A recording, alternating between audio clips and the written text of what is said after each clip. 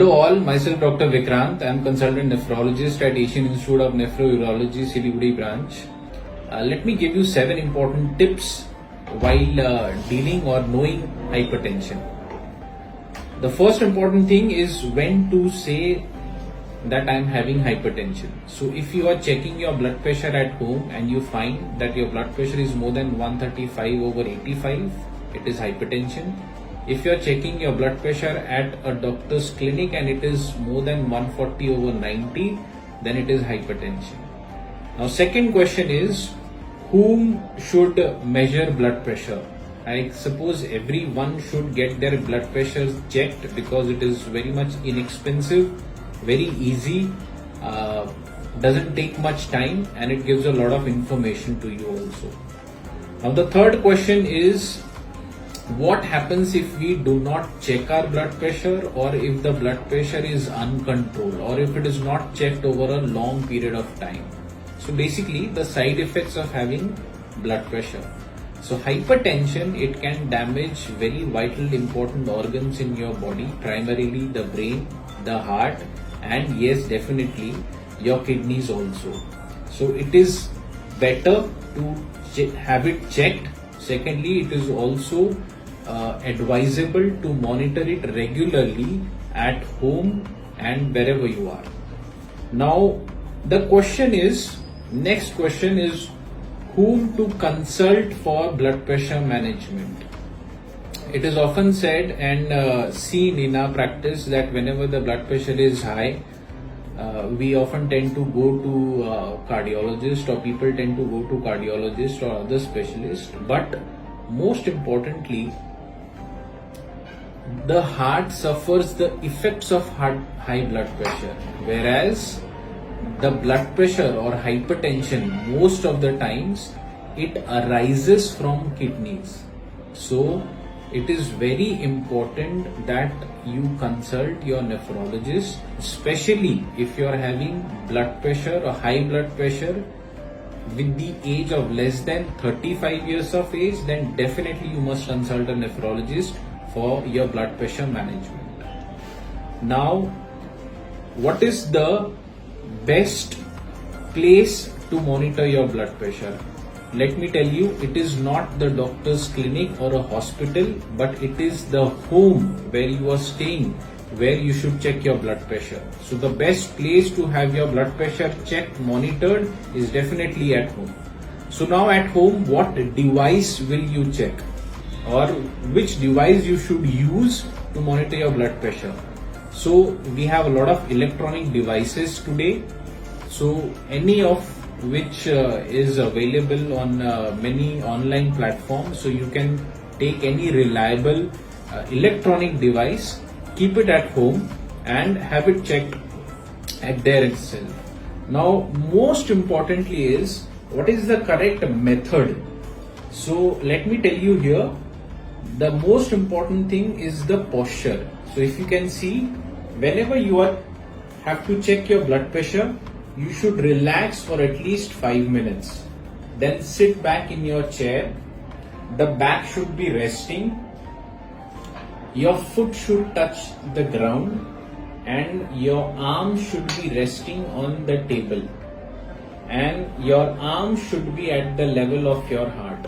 So this is exactly the correct method. You should relax for 5 minutes. Sit on chair, back should be resting, not like this. Your feet should be touching ground and your arms should be at the level of your heart, right? And before checking the blood pressure, make sure for at least 30 minutes you avoid talking, watching TV, having tea, coffee, or smoking. So this is very important. Now, after that, what is important is the cuff size. So if you have, blood pressure device at home, it has a cuff which gets inflated.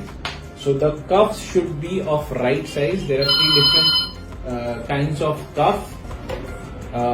One is very small for the children, then for adults, and then very large for obese individuals. So you should take care of that. Which one is fit for you? Ask your doctor and see accordingly. Now, what is the perfect time to check blood pressure?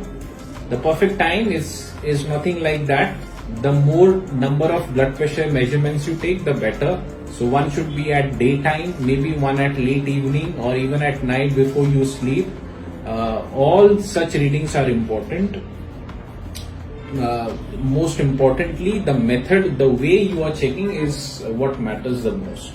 Now, what are the basic tests that should be done by any patient? There are few simple, inexpensive tests that should be done by all the patients or people of having blood pressure, which is kidney function, which includes blood creatinine, sodium, potassium, urine for protein examination, and an ECG. So these are very basic tests that should be done. Now coming to the last seventh point, which I really want to cover, is the common mistakes and the solutions for people with having high blood pressure. Most importantly, the first mistake is everyone assumes that I have normal blood pressure, so I will not check it, but we assume that my blood pressure must be okay because I do not have any complaint. So don't be under this myth. You know you are having high blood pressure only when there is a complication like heart failure or a stroke or a kidney problem, because till the time the body tries to compensate. So make sure that you do not assume that your blood pressures are okay. Even if you are taking medicines, keep it on a regular check.